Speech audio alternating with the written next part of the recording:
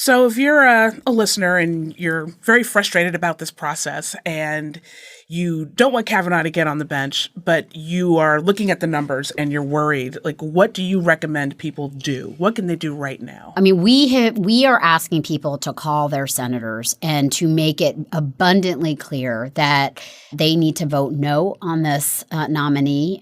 We had been asking also for people to push for delay, and we will continue to do that. There is going to be a period of time between the hearing and the vote. We need everyone who cares about this to call their senators. I mean, one of the lessons of the Trump era is that civic engagement actually does matter. I mean, I used to think, oh, yeah, call your senator. Like that was like the tagline that all of our organizations use. But actually, I mean, senators are telling us, well, we got 55 calls this week or we got 103 calls and that's not the same as compared to X and Y.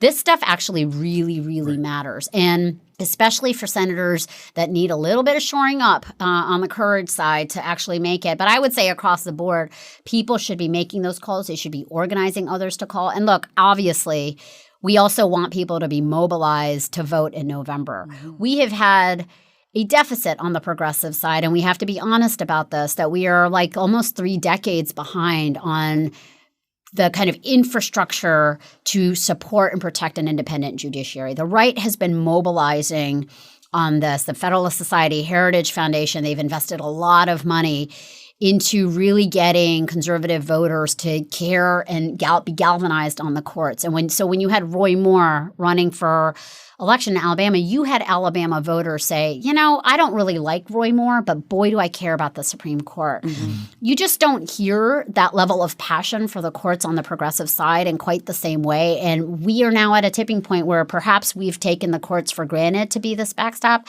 We cannot afford to do that anymore. And my hope is that this fight will be at the very least energizing for progressives to put the courts front and center as part of the mandate for change, and that we cannot take them for granted, and that come November that we know exactly, that the courts are a feature of why people are going to go to the polls. This fight is really truly about the soul of our nation, and it is the Supreme Court will have impact, as I said, for generations. And we know that Gorsuch was also an important nomination. But obviously, Justice Kennedy had been a swing vote in so many cases that this vacancy carries a different, profound kind of meaning for the tilting of the court away from civil and human rights in a more definitive way because of who Justice Kennedy was as a swing vote.